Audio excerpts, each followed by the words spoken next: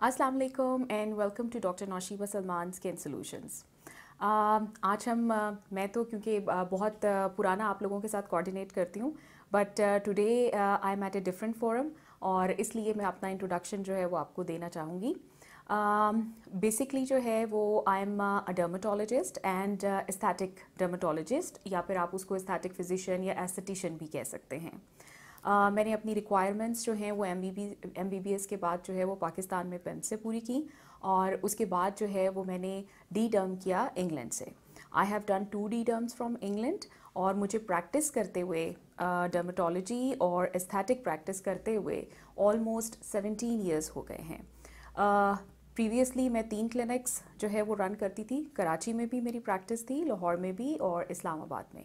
लेकिन उसके बाद मैंने कराची वाली प्रैक्टिस जो है वो उसको ख़त्म कर दिया हुआ है फॉर द पास्ट 7-8 ईयर्स, और अब मैं लाहौर का क्लिनिक करती हूँ और मैं इस्लामाबाद का क्लिनिक करती हूँ।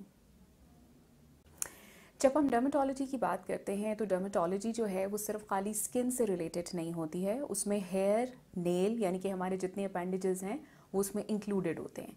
इसलिए जो डर्मेटोलॉजिस्ट होता है या जो स्किन से रिलेटेड डॉक्टर है, स्किन स्पेशलिस्ट है, वो सिर्फ खाली आपकी स्किन से रिलेटेड प्रॉब्लम्स, डिजीज़ को नहीं देखता, वो आपके हेयर को भी देखेगा, हेयर रिलेटेड प्रॉब्लम्स, इश्यूज़ भी देखेगा, और उसके अलावा nails and nail related problems या इश्यूज़ जो हैं वो भी देखता है। अब हम बात करेंगे हेयर इश्यूज़ पे। सबसे पहले और सबसे कॉमन जो एक इशू है दैट इज़ हेयर फॉल। बहुत ही कॉमन इशू है, और हमारे पास भी प्रैक्टिस में जो है वो ढेरों ढेर ऐसे पेशेंट्स आते हैं जो कि हेयर फॉल का इशू लेके आते हैं। हेयर फॉल आजकल बहुत ज़्यादा देखा जा रहा है, और इवन जो यंगस्टर्स हैं, यंग एजेस में भी बहुत ज़्यादा हेयर फॉल जो है वो देखा जा रहा है। अब हम आ जाते हैं कि उसके रीज़न्स क्या हैं। उसके रीज़न्स में टॉप के ऊपर जो है वो हमारी न्यूट्रिशनल डेफिशिएंसीज आती हैं, क्योंकि जो हेयर है वो आपके अपेंडेजेस में आता है। जब भी आप कुछ खाते हैं या जो आपका फूड इनटेक है, आपकी सप्लीमेंटेशन है, एनीथिंग जो भी आपकी बॉडी में जा रही है, जितने भी मेजर ऑर्गन्स होते हैं वो सबसे पहले उसकी सप्लाई लेंगे, और उसके बाद आपके हेयर, नेल, स्किन के पास बची हुई चीज़ें जो हैं वो जाती हैं, बिकॉज़ ये अपेंडेजेस में आते हैं, ये पेरिफ्री में हैं। इसलिए जो आपकी न्यूट्रिशनल डेफिशिएंसी होगी वो बहुत जल्दी जो है वो आपके बाल, आपकी स्किन और आपके नेल्स को ख़राब कर सकती है। आजकल ये कॉमन इशू इसलिए भी बहुत ज़्यादा है कि जो केमिकल इन्फ्लक्स है वो बहुत ज़्यादा है। आप देखें, स्ट्रेटनिंग के प्रोडक्ट्स हैं, या फिर जो है वो फैशन डाइज़ हैं, या डिफरेंट तरह के जेल्स हैं, सिरम्स हैं, और बहुत सारी ऐसी चीज़ें हैं, मूस है, जो कि बालों को बनाने के लिए मेल्स भी यूज़ करते हैं। इवन मेल्स जो हैं वो आजकल स्ट्रेटनिंग के प्रोसीजर्स भी करवाते हैं। ये सब का सब जो है वो केमिकल इन्फ्लक्स है। जब जितना ज़्यादा केमिकल इन्फ्लक्स होगा उतनी जल्दी आपके बाल जो है उसका स्ट्रक्चर ख़राब हो सकता है, डिसरप्ट हो सकता है, और जो कैरेटिन है जो कि बेसिकली आपके बाल के स्ट्रक्चर को बनाता है, जिसको आप प्रोटीन कह सकते हैं, हम उसको कैरेटिन बोलते हैं, वो बेसिकली ख़राब होता है या वो ख़त्म होता जाता है। जब वो ख़त्म होता जाएगा तो आपका बाल जो है वो आपको बहुत रूखा लगेगा, आपका बाल आपको स्मूथ नहीं लगेगा, और आपके बाल की जो स्ट्रेंथ है वो ख़त्म होती जाएगी, आपको वीक और फ्रेजाइल लगेगा। अच्छा, बाल का गिरना अलहदा होता है और टूटना एक अलहदा चीज़ है। टूटने का मतलब ये होता है कि जब आपके बालों को कोई फ्रिक्शन दी जाएगी, या उसको कोम किया जाएगा, ब्रश किया जाएगा, या आप शैम्पू कर रहे थे, आप अपना हेयर स्टाइल बना रहे थे, उसमें बाल जो है वो इतना वीक है कि वो टूट जाता है। आप उसको हाथ लगाते हैं, फ्रिक्शन मिलती है, वो टूट जाता है। और एक होता है बाल का गिरना। गिरने का ये मतलब है कि without any reason, without any friction, without any touch, आपने उसको हाथ भी नहीं लगाया, आपके कपड़ों पे गिरे हुए हैं आपके बाल, आपकी नीचे आपको फ्लोर पे गिरे हुए नज़र आ रहे हैं। उसके अलावा आप सो के उठें तो आपको पिलो के कवर के ऊपर जो है वो बाल गिरे हुए नज़र आ रहे हैं। इसलिए गिरना और टूटना 2 मुख्तलिफ चीज़ें होती हैं, और इसको हम सेपरेटली डील करते हैं। अब हम बात करते हैं कि आजकल सर्दियां हैं, विंटर का मौसम है। विंटर्स में जो सबसे ज़्यादा कॉमन इशू हमारे पास आता है दैट इज़ हेयर डैंड्रफ। हर दूसरा बंदा आके कहता है मेरे बालों में डैंड्रफ हो रही है। अब हम बात करते हैं कि अब मेल, फीमेल, इवन जो यंगस्टर्स हैं या छोटे बच्चे हैं, उनमें भी, उनको भी मदर्स लेके आती हैं हमारे पास कि इसको डैंड्रफ बहुत ज़्यादा हो रही है, और फिर साथ में सर में ख़ारिश होती है या सर में छोटे छोटे दाने बन जाते हैं। अब हम बात करते हैं कि इसकी मेन कॉजेज़ क्या हैं डैंड्रफ की, और स्पेशली विंटर्स में डैंड्रफ इतना ज़्यादा क्यों हो जाता है। इसमें जो इशू है वो सबसे पहले आता है हाइजीन का। हाइजीन का मतलब ये है कि बहुत दफ़ा ऐसा होता है कि पेरेंट्स जो हैं, मतलब मदर्स जो हैं, वो बच्चों को शैम्पू नहीं करती हैं। उनको ये लगता है कि इनको सर्दी लग जाएगी और वो फिर बहुत कम जो है वो शैम्पू कर रही होती हैं। उससे क्या होता है कि जो बाल हैं, जो आपकी स्कैल्प है, स्किन है सर की, उसमें रेजिड्यू इकट्ठा होता रहता है। और एक चीज़ होती है जो कि नेचुरल ऑयल जिसको हम बोलते हैं, आप लोग बोलते हैं या हम लोग उसको सीबम बोलते हैं। तो सीबम जो है वो उसकी प्रोडक्शन जो है वो ज़्यादा हो रही होती है। और आप क्योंकि उसको साफ़ नहीं कर रहे हैं, तो जब आप उसको सफाई उसकी कम कर देंगे तो वो इकट्ठा होता जाएगा, पाइल अप होता जाएगा। जब रेजिड्यू जो है वो सर के ऊपर या सर की जिल्द पे पाइल अप होता जाएगा तो फिर आप देखेंगे कि किसी चीज़ का रिस्पॉन्स ही नहीं आएगा और बच्चा जो है वो खारिश करना शुरू कर देगा। प्लस आप वार्म कपड़े पहनते हैं, आपने सर को कवर किया हुआ है टोपी से, स्कार्फ से, किसी भी ऐसी चीज़ से, या औरतें हैं वो शॉल्स ले लेती हैं, जो भी है उससे जितनी भी वूल होती है वो सारी की सारी लगती है। और जिस तरह से विंटर रैश आपको बॉडी पे कहीं पे भी हो सकता है, उसी तरह से वूल या वूलन कपड़ों से आपके सर में भी खारिश हो सकती है। प्लस बहुत ज़्यादा गर्म पानी इस्तेमाल करना, क्योंकि हमें अच्छा लगता है सर्दियों में कि हम गर्म पानी से नहा रहे हैं, ल्यूक वार्म से ज़्यादा हॉट की तरफ जाने को दिल करता है या वो अच्छा फील हो रहा होता है। तो जब आप गर्म पानी इस्तेमाल करेंगे या हॉट शावर लेंगे तो उससे आपकी जो टेंडेंसी होगी स्कैल्प की, उसमें डैंड्रफ बनने की टेंडेंसी जो है वो ज़्यादा हो जाएगी। नेवरदलेस हर किसी को डैंड्रफ नहीं होती। क्यों नहीं होती? क्योंकि जिस तरह आपकी फेस की स्किन का स्ट्रक्चर फ़र्क होता है, हर किसी की स्किन फ़र्क है। किसी की नॉर्मल होती है, किसी की नॉर्मल टू ड्राई, किसी की ऑयली। उसी तरह से जो स्कैल्प की स्किन होती है वो भी सबकी फ़र्क होती है। ऐसा नहीं हो सकता कि सभी लोगों को जो है सर्दियों में डैंड्रफ होना शुरू हो जाएगी। तो डैंड्रफ उसी को होगी जिसमें सीबम ज़्यादा बनता होगा और उस पर फंगस लगने का, बेसिकली जो सिबोरिया है जिसको हम डैंड्रफ बोलते हैं या जिसको हम फंगस बोलते हैं, वो बेसिकली जो है वो उनको ज़्यादा लगता है जिनमें सीबम की प्रोडक्शन ज़्यादा होती है। अब हम आ जाते हैं कि डैंड्रफ तो एक कॉमन इशू है, इसमें यंगस्टर्स हैं, बच्चे हैं, बड़े हैं, सभी आ रहे होते हैं। उसके अलावा कॉमन इश्यूज़ जो हेयर के इश्यूज़ हैं वो क्या हैं? इसमें हमारे पास एक और जो बहुत कॉमन इशू आता है दैट इज़ टीलोजन एफ्लूवियम। इसका ये मतलब होता है कि ओवरऑल डिफ्यूज़ली आपके बाल गिरते हैं, diffuse thinning of your hair होती है और आपके पूरे के पूरे बाल जो हैं वो गिरते हैं। इसमें क्या होता है, बच्चों में भी हो सकती है, बड़ों में भी हो सकती है। इसमें इशू ये होता है कि जो आपकी ग्रोथ फेज़ है, normal growth phase of the hair cycle, वो डिसरप्ट हो जाती है, वो ख़राब हो जाती है, डिस्टर्ब हो जाती है। पहले एक एक्टिव फेज़ होता है जो कि 2 से 3 साल तक का होता है और उसमें आपका बाल जो है वो बनता है, बड़ा होता है। उसके बाद एक रेस्टिंग फ़ेज़ आता है, रेस्टिंग फ़ेज़ जो है वो फ्यू वीक्स का होता है और उसके बाद एक फॉलिंग फ़ेज़ आता है जिसमें बाल जो हैं वो गिरते हैं। ये एक नॉर्मल साइकिल है जो कि अल्लाह मियाँ ने बनाया हुआ है स्कैल्प के बालों का। अब इसमें क्या होगा कि जब ये साइकिल डिस्टर्ब हो जाती है तो इकट्ठे आपके बहुत सारे बाल जो हैं, बजाय इसके कि बारी बारी बाल एक्टिव फेज़, रेस्टिंग फेज़ और फॉलिंग फेज़ में आए, वो इकट्ठे जो हैं वो बहुत सारे मिल के फॉलिंग फेज़ में आ जाते हैं और इकट्ठे गिर रहे होते हैं। और जो परेशानी होती है वो ये होती है कि आप देखते हैं कि आपके बाल तो ढेरों ढेर जो हैं वो पर डे के हिसाब से गिर रहे हैं और ऐसा लगता है जैसे कि सारे के सारे बाल ख़त्म हो जाएंगे और हम बॉल्ड हो जाएंगे। मेल्स को भी ऐसे ही लगता है, फीमेल्स को भी ऐसे ही लगता है और आप एकदम से अपने टोज़ पे आ जाते हैं। आप कहते हैं कि क्या हो गया। यही वाली चीज़ जो मैं आपको बता रही हूँ, ये जब चाइल्ड बेयरिंग एज होती है तो डिलीवरी के बाद औरतें 2 से 3 महीने के बाद ये चीज़ जो है वो उसको ऑब्ज़र्व करती हैं कि मेरे इकट्ठे बहुत सारे बाल गिरना शुरू हो गए हैं। ऐसे टूटते हैं डॉक्टर साहब, ऐसे लगता है जैसे जड़ से निकल रहे हैं, रूट से निकल रहे हैं, जुड़े तो हुए ही नहीं है, ऐसे लगता है सब के सब इकट्ठे ही नीचे गिर जाएंगे। उसमें भी यही होता है, ड्यूरिंग प्रेगनेंसी आपके सारे के सारे बाल जो हैं वो एक फेज़ के अंदर जो है वो लॉक हो जाते हैं और जब वो डिलीवरी के बाद अनलॉक होते हैं तो सारे के सारे इकट्ठे गिर जाते हैं। ये फिर आपको क्या कहते हैं, परेशान करने के लिए बहुत काफ़ी होता है। और क्योंकि लेडीज़ में ऐसे वक्त में आफ्टर डिलीवरी जो है वो न्यूट्रिशनल डेफिशिएंसीज़ बहुत ज़्यादा देखी जाती हैं और वो लैक्टेट करती हैं, बच्चों को नर्स कर रही होती हैं, तो उनमें सपोर्टिव ट्रीटमेंट उनको देना ज़रूरी हो जाता है। अगर हम नहीं देंगे तो इकट्ठे बहुत सारे बाल हम लूज़ कर जाएंगे, तो फिर वॉल्यूम को बाद में रीगेन करना और रीस्टोर करना फिर बहुत मुश्किल हो जाता है। फिर हम आ जाते हैं कि एक और इशू है एलोपेशिया एरियाटा। एलोपेशिया एरियाटा जो है वो बच्चों में भी होता है, बड़ों में भी होता है, बट ये एक ऑटो इम्यून डिजीज़ है। ऑटो इम्यून डिजीज़ का मतलब ये है कि ये आपके इम्यून सिस्टम से डायरेक्टली रिलेटेड होती है। जब भी बॉडी जो है वो स्ट्रेस में आएगी, जैसे बच्चा किसी भी चीज़ का स्ट्रेस ले सकता है, आप उसका स्कूल चेंज कर दें, उसके पेपर्स हो रहे हैं या होने वाले हैं, कुछ भी हो सकता है। इस तरह से भी है। और उसके अलावा बड़ों में भी किसी भी चीज़ का स्ट्रेस हो सकता है, आपकी स्लीप डेप्रीविएशन है, आप ओवरवर्कड हैं, या उसके अलावा जो है वो आपको कोई ऐसी disease, let's suppose typhoid fever या समथिंग, जिसमें आपको मेडिसिन जो है वो 2 to 3 months के लिए लेनी पड़ गई, या कोई ऐसी सर्जरी हुई है आपकी, उसके बाद जो है ये आपको शो हो सकता है। नेवरदलेस ये हर किसी में नहीं होगा।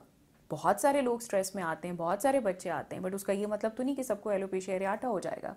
वो इसलिए नहीं होता कि जिसके इम्यून सिस्टम में प्रॉब्लम है ये सिर्फ उसी को होगा।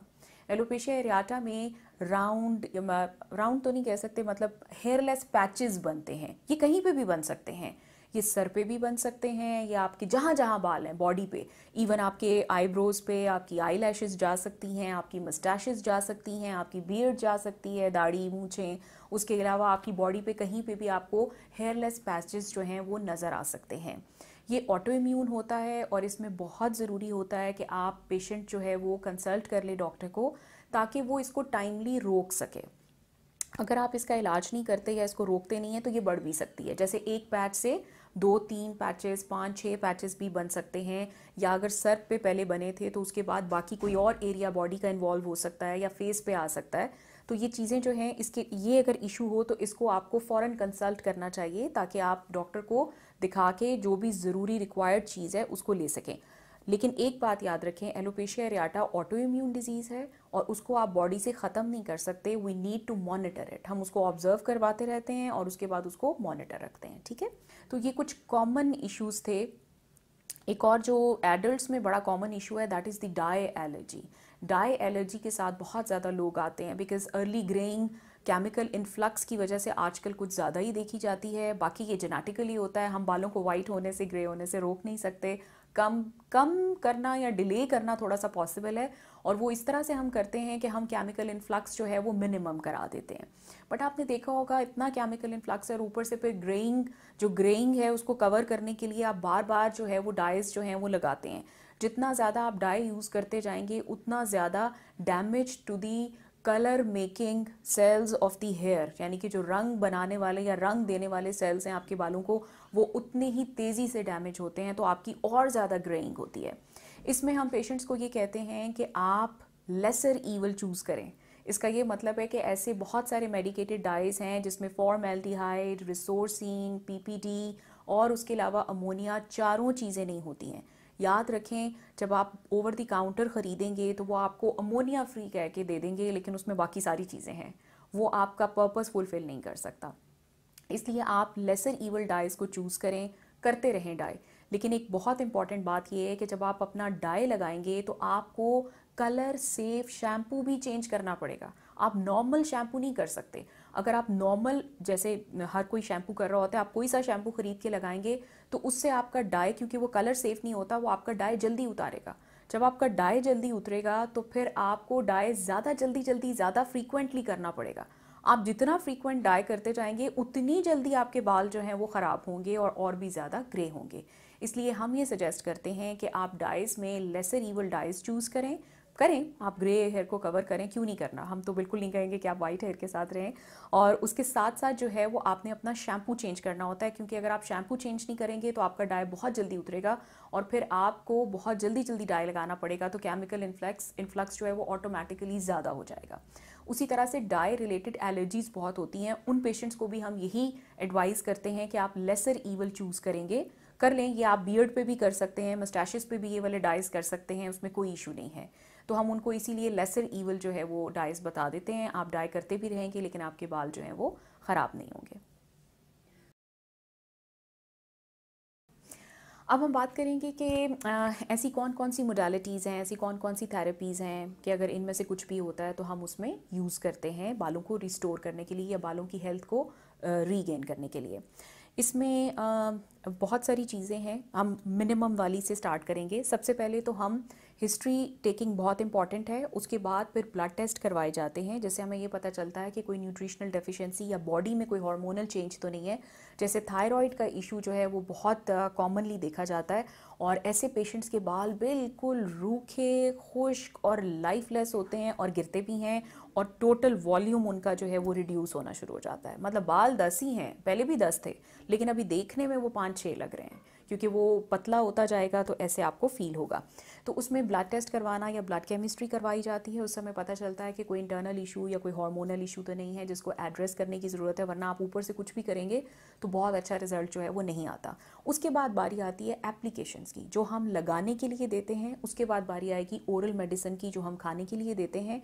ये 4 चीज़ें जो हैं ये टॉप पे रहेंगी, इनको आप पास करके, बाय पास करके किसी फिफ्थ चीज़ के ऊपर, फिफ्थ मोडालिटी के ऊपर नहीं जा सकते। ये आपकी नेसेसरी चीज़ें हैं, ये हमें पहले चेक करनी चाहिए और इनको कवर करना चाहिए। फिर हम आ जाते हैं कि ये सब चीज़ें तो आप घर में कर सकते हैं ना, आपने खाना है, आपने लगाना है, या आप घर में कर सकते हैं, या आपको हाइजीन के लिए शैम्पूज़ दे दिए हैं, या आपको तरीका बता दिया है कि आपने ऐसे ऐसे साफ़ रखना है स्कैल्प को, वो भी आप घर में कर सकते हैं। फिर हमारे पास क्लिनिक्स में ऐसा क्या अवेलेबल है। सबसे पहले हम हेयर लाइट पे बात करते हैं। Hair light is a specialised light जिसमें एक सिंगल वेवलेंथ आ रही होती है। ये दोनों काम करती है, ये आपकी स्कैल्प की हेल्थ को रीस्टोर करती है। जैसे आपको बहुत सारा डैंड्रफ है या सेबेशियस ग्लैंड्स हाइपर एक्टिव हैं, या फिर जो है वो आपकी अर्ली जो है वो मतलब आपकी ढेर सारे जो हैं वो बाल गिर रहे हैं, उसमें भी हम इसको यूज़ कर सकते हैं। ये हेयर ग्रोथ को भी प्रमोट करती है और उसके अलावा आपकी जो स्कैल्प की हेल्थ है उसको रिस्टोर करने में हेल्प करती है। तो हेयर लाइट टॉप पे हम रखेंगे। उसके बाद हम बात करेंगे मीज़ोथेरेपी की। मीज़ोथेरेपी एक ऐसी थेरेपी होती है जिसमें हम मेडिसिन को इंजेक्ट करते हैं डायरेक्टली इनटू द स्कैल्प, जहाँ पे हमें ज़रूरत है। इवन मीज़ोथेरेपी एलोपेशिया एरियाटा अगर बॉडी की किसी और पार्ट पे भी होता है, वहाँ पे भी इसको किया जा सकता है। मीज़ोथेरेपी में चीज़ क्या यूज़ करते हैं, इसमें जो कॉन्कॉशन होती है या जो मेडिसिन होती है जिसको इंजेक्ट किया जाता है, उसमें प्रोस्टाग्लैंडिन्स होते हैं, हेयर ग्रोथ फैक्टर्स होते हैं, जो एसेंशियल वाइटामिन्स होते हैं जो हेयर ग्रोथ को प्रमोट करते हैं। ये सारी की सारी चीज़ें उसके अंदर पहले से डली हुई होती हैं और हमने इसको सिर्फ इंजेक्ट करना होता है।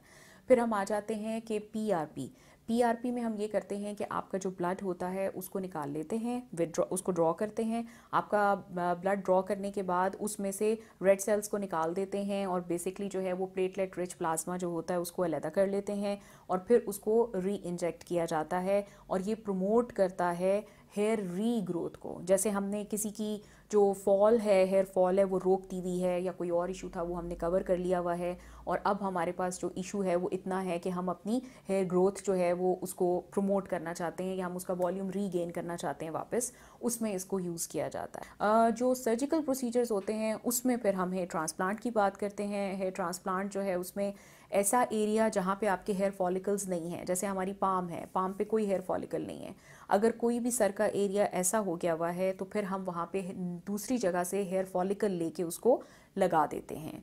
हेयर ट्रांसप्लांटेड हेयर जो होता है उसकी भी एक लाइफ होती है, उसको भी आपको दोबारा लेना पड़ता है, but over the time period of years जो है ये अपनी जगह के ऊपर रहेगा। ट्रांसप्लांटेड हेयर जो होता है उसमें वो हार्मोन रिलेटेड चेंजेस को डील नहीं करता। इसका ये मतलब है कि जैसे टेस्टोस्टेरॉन ज़्यादा होता है या एंड्रोजेंस जो हैं वो ज़्यादा होते हैं मेल्स में और उसकी वजह से उनके बाल गिरते हैं, तो जो ट्रांसप्लांटेड हेयर होता है वो एंड्रोजन को रिस्पॉन्ड नहीं करता। इसका ये मतलब होगा कि ये ज़्यादा देर तक चलता रहता है। तो ये कुछ ट्रीटमेंट मोडालिटीज़ थी जो कि मैंने आपको बताई हैं। नेवरदलेस ऐसी बहुत सारी चीज़ें हैं जो कि हमें इन्फेक्शन होता है या एलोपेशिया एरियाटा है उसमें हमें ऐड करनी पड़ती हैं। उसमें स्टेरॉइड्स भी हो सकते हैं, उसमें इम्यूनो मॉड्यूलेटर्स जो हैं वो भी लगाने के लिए दिए जाते हैं। बट ये सब आपकी थेरेपीज़ जो हैं वो हम आपको देख के ज़्यादा अच्छे तरीके से बता सकते हैं, बट इन जनरल ये वाली थेरेपीज़ हैं जिनको यूज़ किया जाता है।